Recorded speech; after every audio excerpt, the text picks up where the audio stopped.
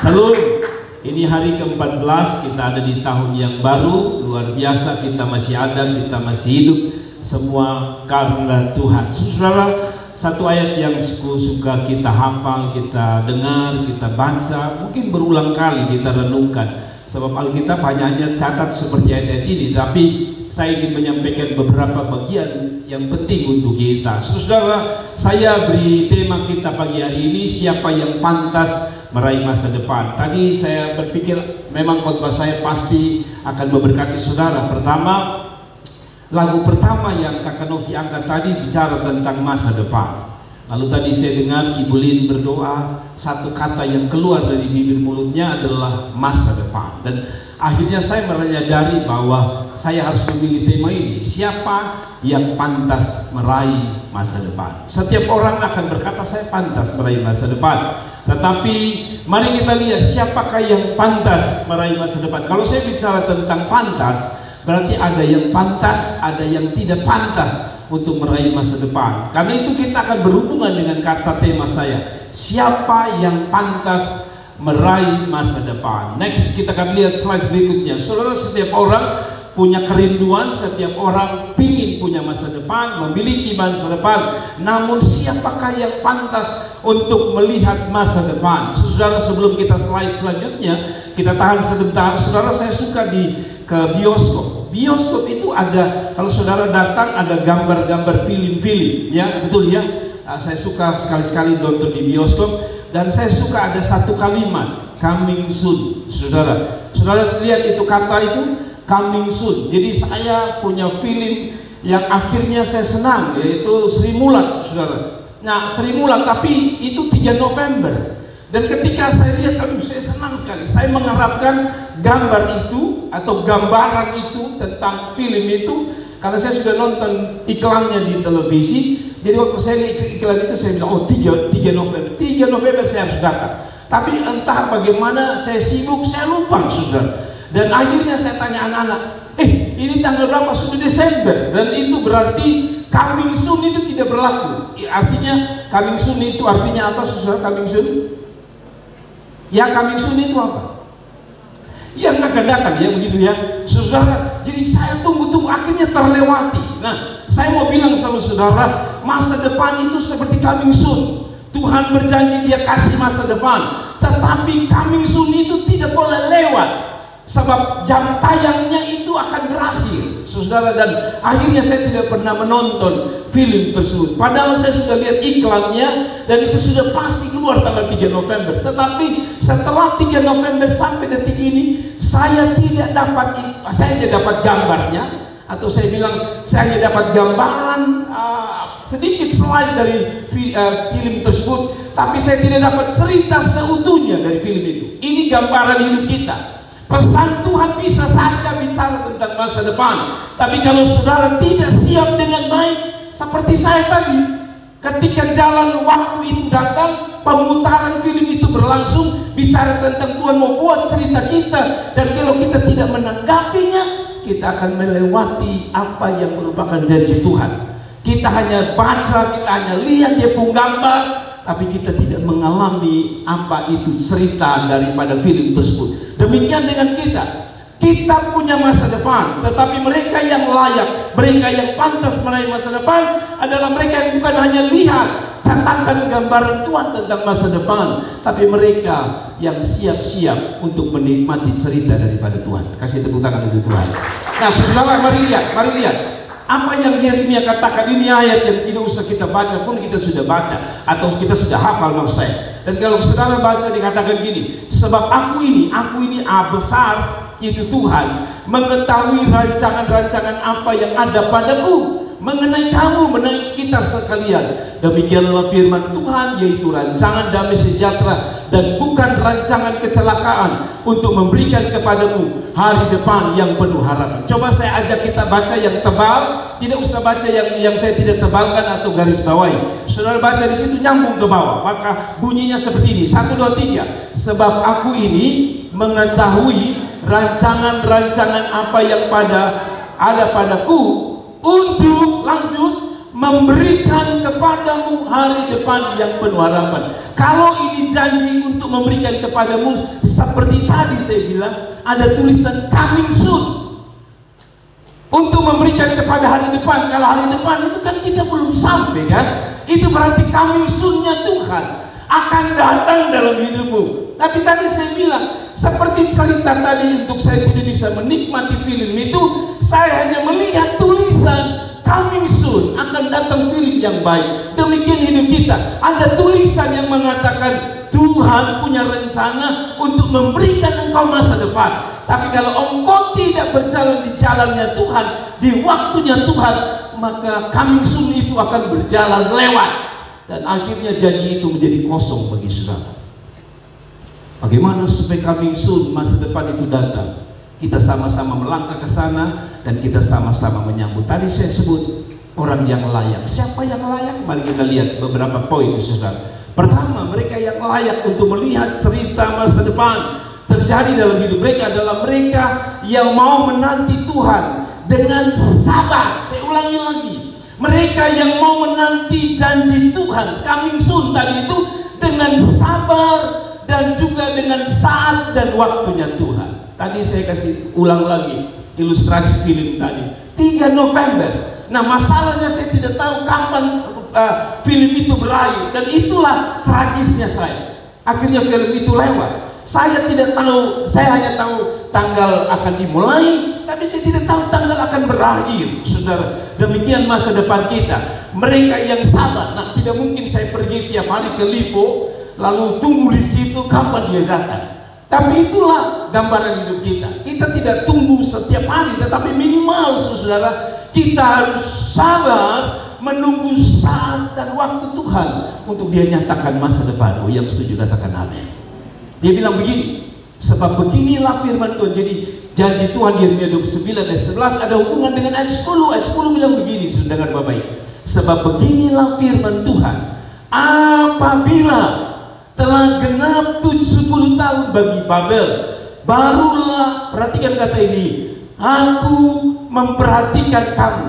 Kata aku memperhatikan kamu tentu ada hubungannya dengan ayat 11 tadi, yaitu masa depan. Jadi dia bilang, aku akan kasih masa depan kalau engkau sabar tunggu di dalam waktuku. Berapa tahun untuk orang Israel? 70 tahun.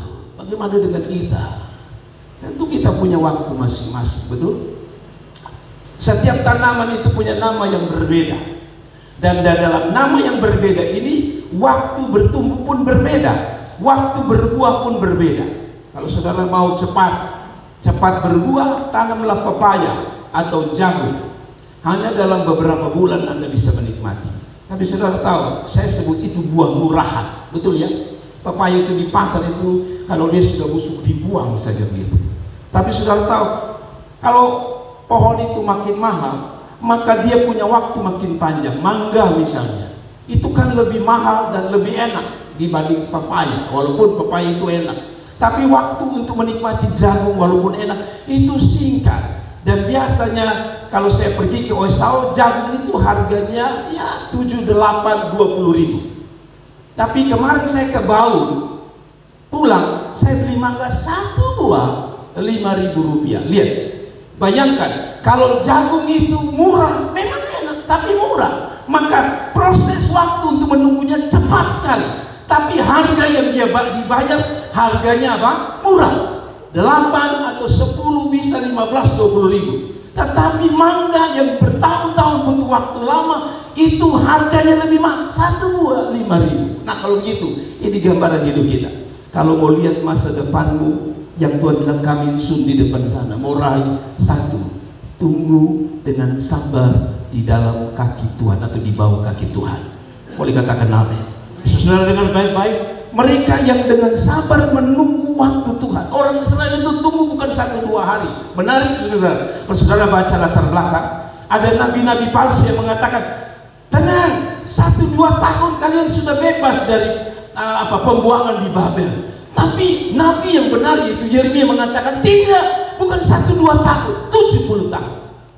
Saudara, kalau saudara mau lihat hari-hari hidupmu luar biasa.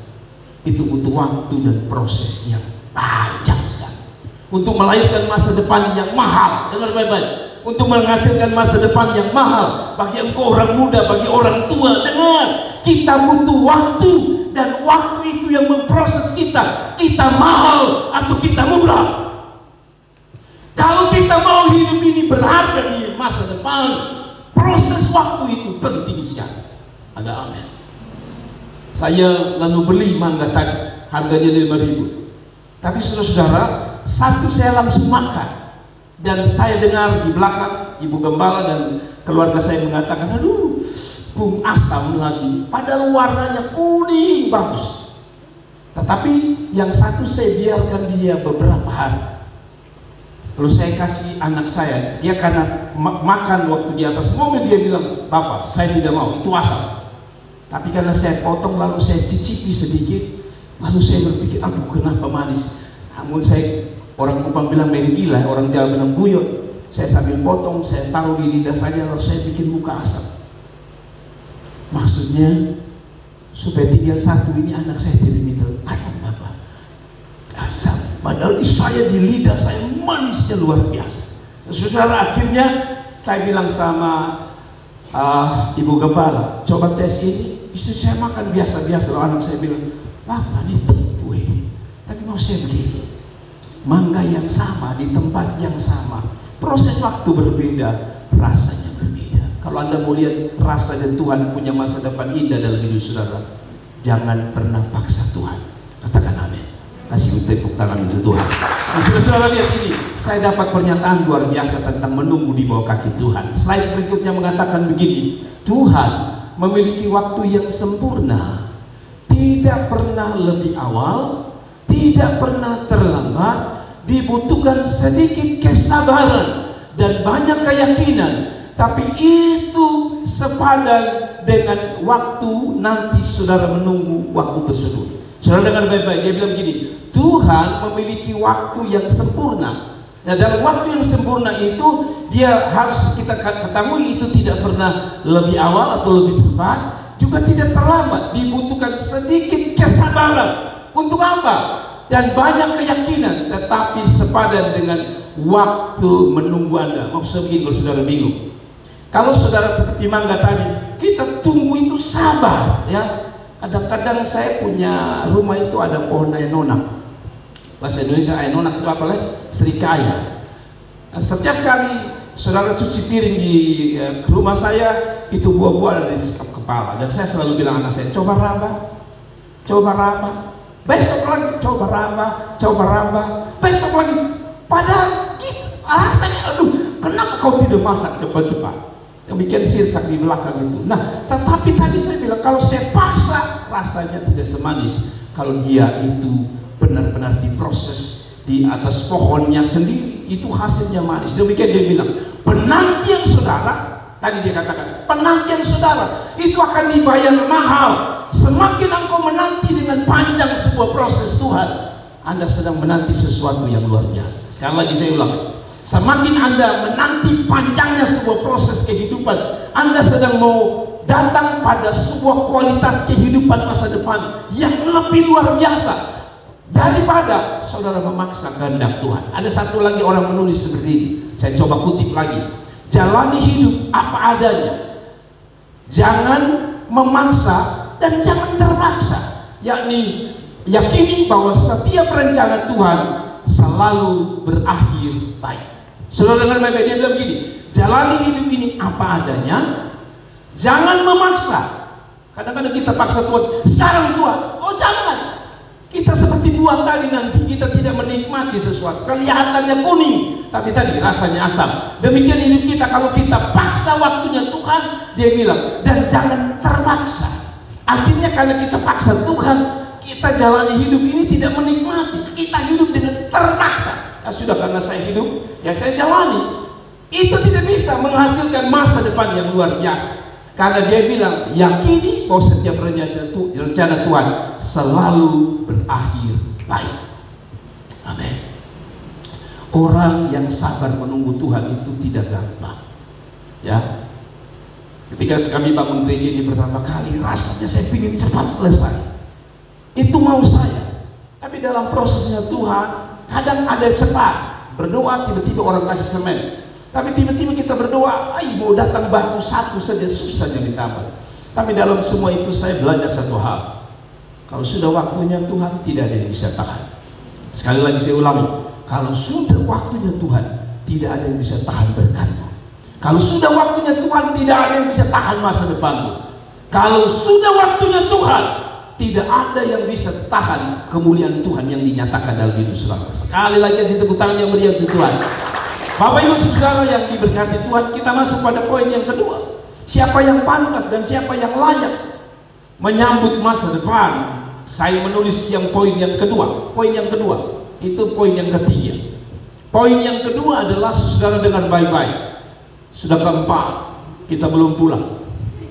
Kita poin kedua. Kita poin yang kedua. Oke, ini masih ketiga. Terus yang kedua. Tadi kan baru pertama ya. Sudah?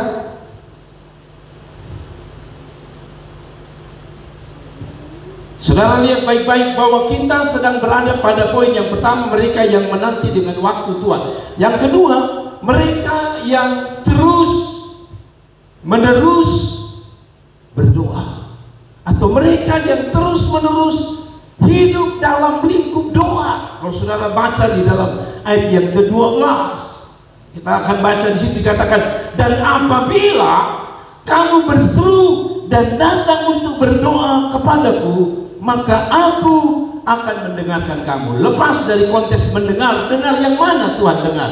Dengar yang tadi ayat 11, aku akan dengar harapanmu tentang masa depan. Tetapi masa depan itu tidak datang dengan sendirinya, tidak datang dari hasil kerja keras saudara saja, tapi hasil bertekuk lututnya saudara di hadapan Tuhan. Sekali lagi saudara, peraih masa depan adalah orang yang juga adalah orang yang suka berlutut di hadapan Tuhan.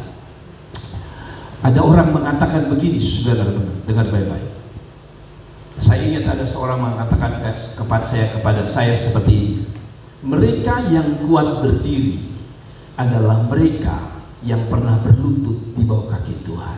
Tentu saudara dengar ini, pernah mendengar bahasa ini. Mereka yang kuat berdiri adalah mereka yang juga kuat berlutut. Apa artinya? Kalau saudara mau lihat masa depan, Alkitab bilang dalam ayat konteks ini, dia bilang, apabila kamu berseru. Kata berseru di sini memiliki waktu, bukan hari ini saja. Kalau saudara baca seolah-olah pesan kita hanya hari Minggu ini, tapi kalau saudara baca berseru ini punya makna, yaitu terus menerus sampai sesuatu terjadi. Jadi kata di sini tidak ada kata terus menerus, tapi kalau saudara baca maknanya itu kata yang terus menerus. Dalam bahasa Inggris kita kenal dengan kata continuous tense, betul ya? Apa itu continuous tense? Saya lupa, tapi saya tiba-tiba ingat di kepala saya. Sesuatu yang dilakukan, aktivitas yang dilakukan terus menerus, continue. Akhirnya kita mengenal kata continue, terus menerus. Sampai apa? Sampai kapan? Sampai Tuhan mendengar. Kata kita bilang sampai Tuhan mendengar. Saya suka ketemu anak kecil itu, saya suka tanya anak kecil ya. Saya tanya mereka, apa cita-cita? Setiap anak kecil kalau saya ketemu, apa cita-cita? Dan saya pikir cita-cita itu kalau kita bicara tentang kehendak, cita-cita, harapan, dia bilang bahwa semua itu di bawah kaki Tuhan lewat doa yang kontinu, yang terus menerus. Jangan hanya goyang kepala. Tuhan tidak mengerti goyang kepala, apalagi Tuhan mengenal hanya kata amin. Sebab ada cerita bahwa bahasa itu menentukan bahwa orang mengerti tidak. Kalau bahasa itu tidak dimengerti, maka itu akan menghancurkan sebuah kehidupan. Maksudnya begini, saudara. Saudara pernah dengar cerita ini? Saya pernah cerita kalau tidak salah di sini, mungkin saudara lupa. Ada misionaris Amerika bernama Pastor Ken Tracy. Saudara dengar Ken Tracy, pasti dia bukan orang Kolbano. Ken Tracy orang Amerika. Ketika dia baru belajar berbahasa Indonesia, dia ke Rote bawa mobilnya. Ketika dia bawa mobilnya, dia mundur belakang.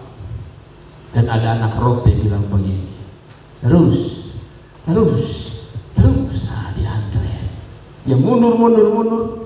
Lalu ini anak Rote berkata, ho. Itu biasa ho, itu artinya apa? Stop. Tapi orang Amerika jalan terus. Karena bagi orang Amerika hope itu masih ada harapan, masih jauh. Dan akhirnya mobil itu menabrak pagar, prak.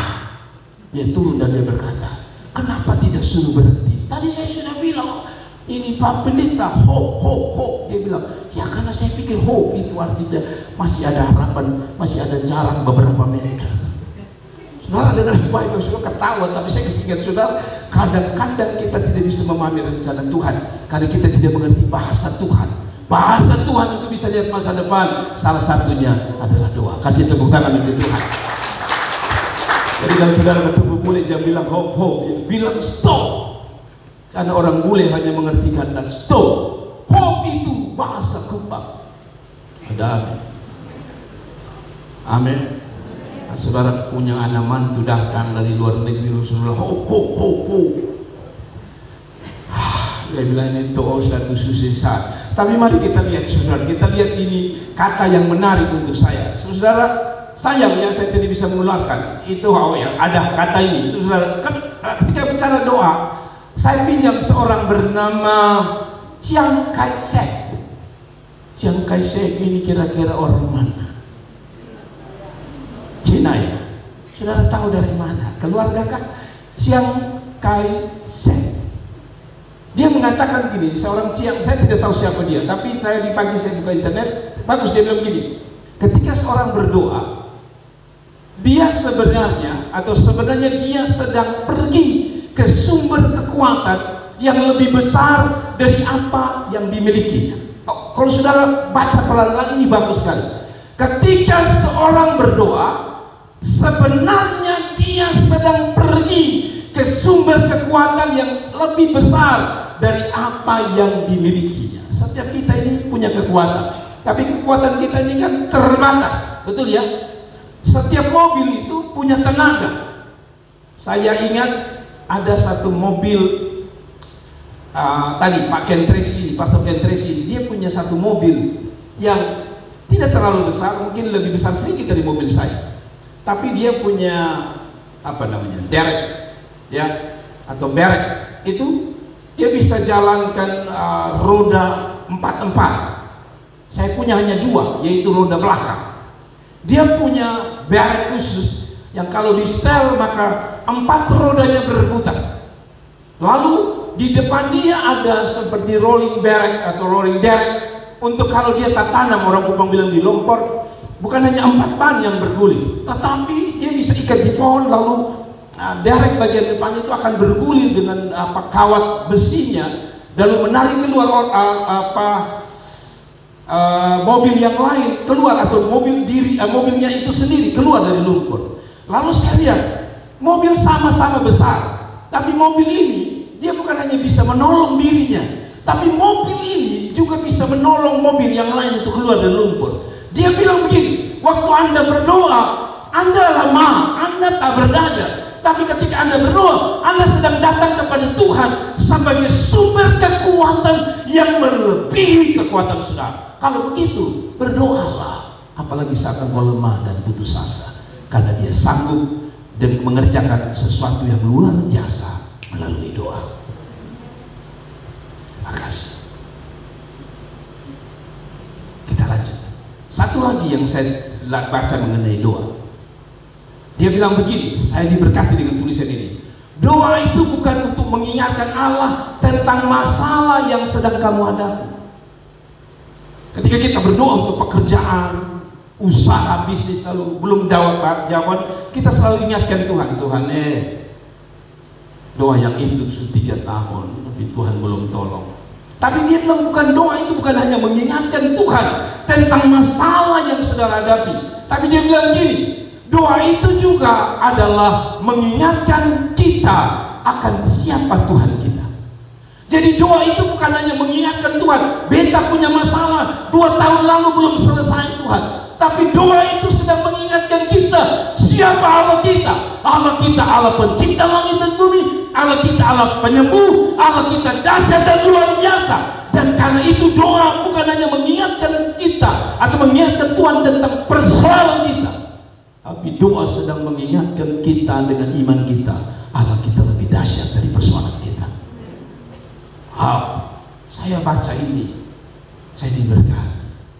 Karena itu saudara yang muda-muda, tolong kalau baca itu status saudara tuh di WA, di Facebook, tolong jangan hanya cinta saja. Sudah 2 minggu itu saya pernah lihat di muka. Tolong cari kata-kata begini sedikit supaya menguatkan saudara maksud, supaya kalau saudara putus asa dalam percintaan, minimal saudara ingat dia bilang doa, sebab doa itu memberi Anda kekuatan. Amin. Amin. Yang status hanya bilang Anda punya tanah kok, kalau ada nabi pilih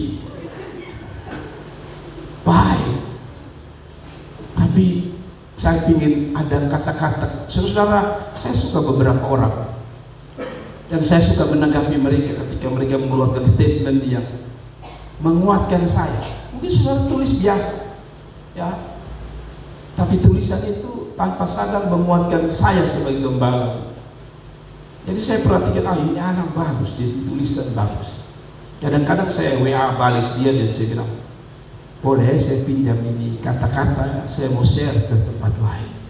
Jadi doa itu bukan sekadar mengingatkan Tuhan tentang persoalan kita, tapi doa membuat kita sadar bahwa Tuhan kita sungguh luar biasa. Berikut,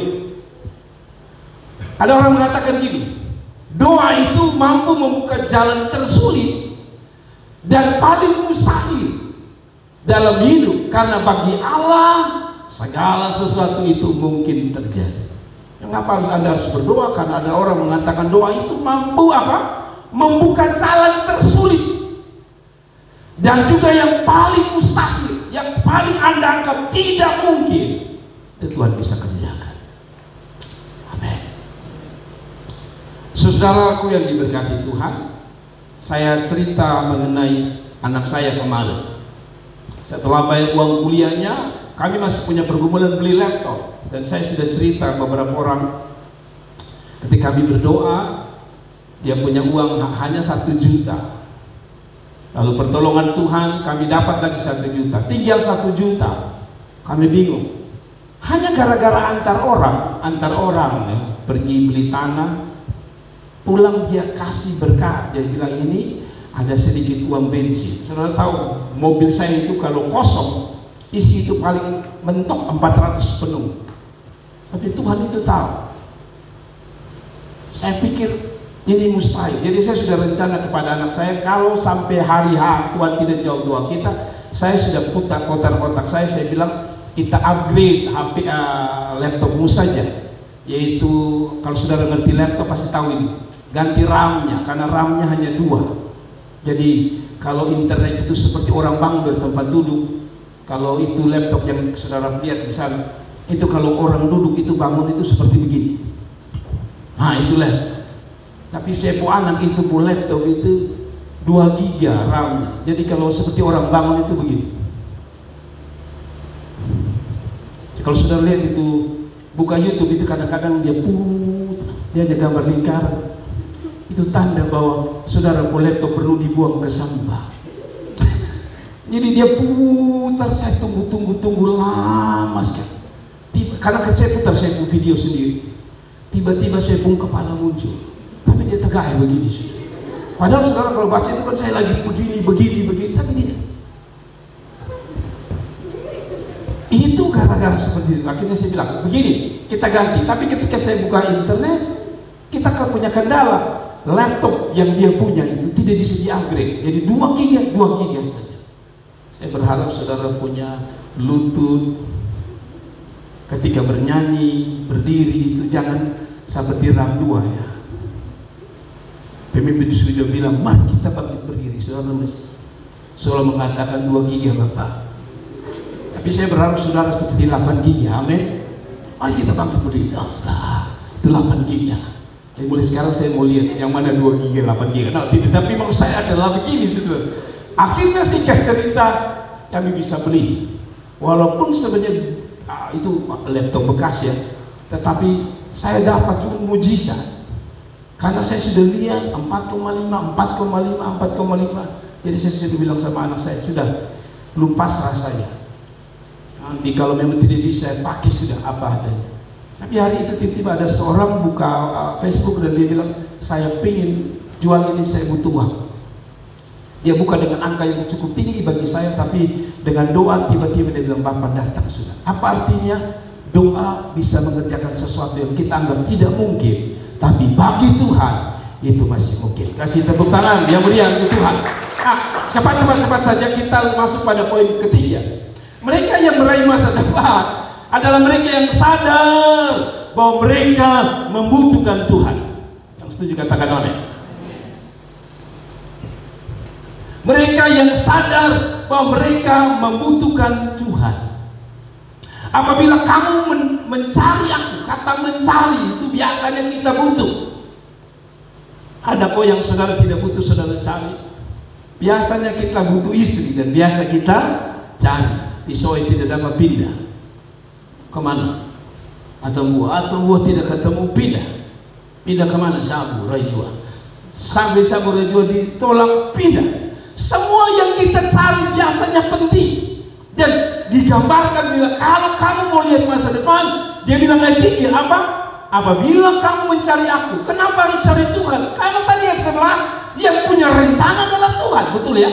Ayat 11 bilang, aku tahu rencana apa yang ada padaku mengenai kamu. Berarti perancangnya Tuhan. Kalau begitu, supaya bisa meraih masa depan, Anda harus cari perancangnya, yaitu Tuhan Allah.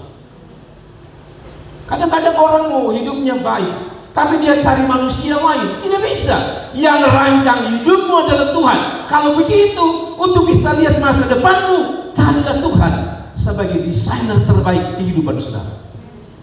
Dia bilang, apabila kamu mencari aku, kamu akan menemukan aku. Apabila kamu menanyakan aku dengan segenap hati. Saya sering aja tulis putih-putih. Jadi kalau kita sambung, apabila kamu mencari aku dengan apa? Segenap hati. Cari Tuhan, butuh Tuhan, bukan sekedar cari biasa-biasa. Cari dengan segenap hati. Baru kita bisa lihat masa depan kita. Yang setuju katakan amin. Cari dengan segenap hati. Itu sebabnya, maaf, apapun yang kita lakukan di sini, mau main musik, mau nyanyi, mau menyembah Tuhan, apalagi dengan firman Tuhan, harus dengan kesungguhan hati. Maka dia bilang, masa depanmu adalah masa depan yang penuh harapan. Kalau begitu saudara, dengar baik-baik. Mereka yang mencari Tuhan adalah gambaran orang-orang yang membutuhkan Tuhan. Amin. Saudara perlu Tuhan tidak? Saya tanya saudara.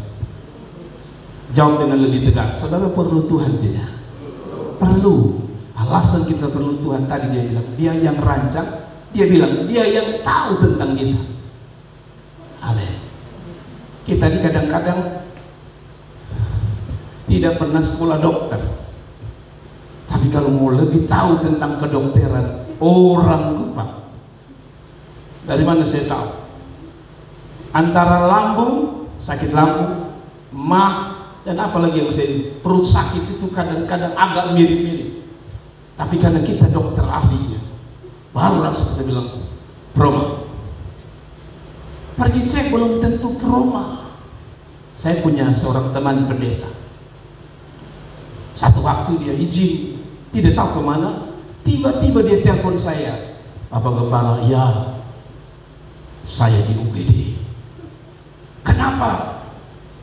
Saya lambung berat, saya punya lambung sudah luka dan sebagainya, dan saya tertidur. Saya ambil motor, saya kejar dia ke rumah sakit kota waktu. Wah, saya ada di sini saudara. Dia sudah tertidur, sudah mati. Kasihan ini dia merantau dari Papua sana. Saya pas mau masuk rumah sakit kota, ambulans keluar menuju rumah sakit umum. Saya melalui begini, Dia tidak tertidur. Saya bilang, Tuhan, jangan ambil nyawanya Tuhan. Dia sudah kasih tahu dia lambung berat dan kronis. Ketika saya sampai rumah sakit, saudara yang diberkati Tuhan, saya tanya bagaimana? Saya tidak berdoa. Oke, kita doakan. Setelah doakan selesai, saudara yang diberkati Tuhan, apa yang terjadi? Dia masih lemah. Lalu saya tanya, makan? Belum. Akhirnya saya keluar, saudara. Saya beli nasi ayam gitu, makan dulu supaya nanti minum obat. Habis dia makan, tiba-tiba 20 menit kemudian dia sadar dan dia bilang, rasanya saya sudah pulang. Saya bilang, lu ini sebenarnya lambung atau lapar? Sebenarnya saya lapar, Bapak. Haleluya, saudara. Ternyata dokter pun bisa salah. Dokter bilang lambung berat. Dia butuhkan bukan lambung berat, ayam berat, alias ayam goreng dan sambal. Habis itu bagaimana kita pulang? Kita pulang, Bapak. Lalu tadi dia di ambulans tidur itu untuk apa? Seandainya dokter tahu yang dia perlukan bukan obat lambung, nasi kuning, saudara. Jadi kadang-kadang saya ketemu dia, saya bilang bagaimana? Nasi atau ada bilang Bapak jangan guyon-guyon begitu lah. Masa lalu. Saudara, kita bisa salah dengan hidup ini, tapi dengan Tuhan tidak pernah salah dengan rancangannya. Kasih tepuk tangan untuk Tuhan. Jadi kalau ada ibu-ibu yang tiba-tiba dia lambung, tanya dia nasi kuning atau lambung. Sudahlah, kita tutup yang terakhir. Yang terakhir lalu kita akan berdoa. Ada satu kata, kalimat lagi yang saya copy paste, dikatakan gini, kenapa manusia butuh Tuhan? Tuhan itu seperti oksigen.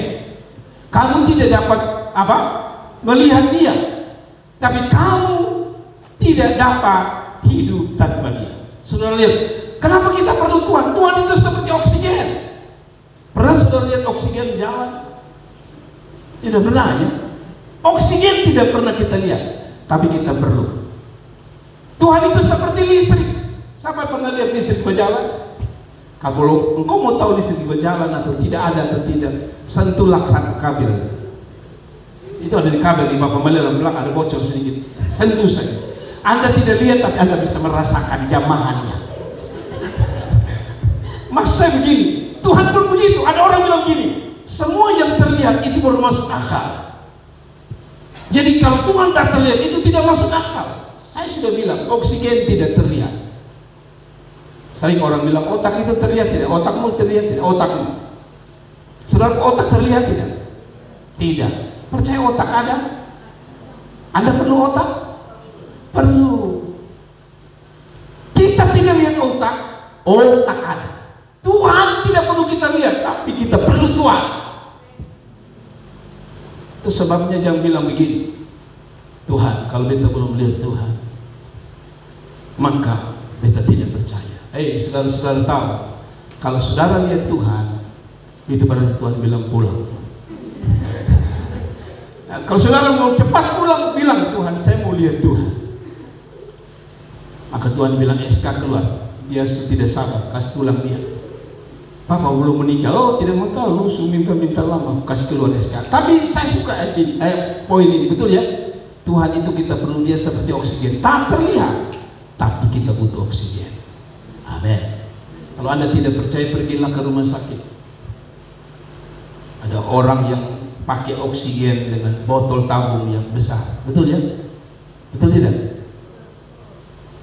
Anda bisa lihat tabungnya, tapi Anda tidak lihat oksigennya. Tapi orang itu tahu bahwa ada oksigen di sini. Waktu dia tahu, dia rasa segar. Demikian dengan Tuhan. Kita perlu Tuhan. Amin. Ada satu lagu lama itu, Tuhan itu seperti udara yang kami hirup. Jadi ketika saudara hirup, saudara sedang bilang Tuhan itu ada. Kalau saudara sadar Tuhan itu ada, saudara perlu Tuhan. Satu lagi, saudara dengar baik-baik. Satu lagi. Yang terakhir, mereka tadi 3 sebenarnya, ini jadi 4. Mereka yang lihat masa depan, menurut Yeremia 29, dia pun sambungannya dalam ayat 14. Aku, perhatikan kata ini. Saya sering aja bikin, saya ini kan buta huruf warna, ini kuning kok hijau ya. Kadang-kadang kuning dan hijau ini saya tidak bisa bedakan. Ini kuning atau hijau? Kuning ya, berarti saya benar.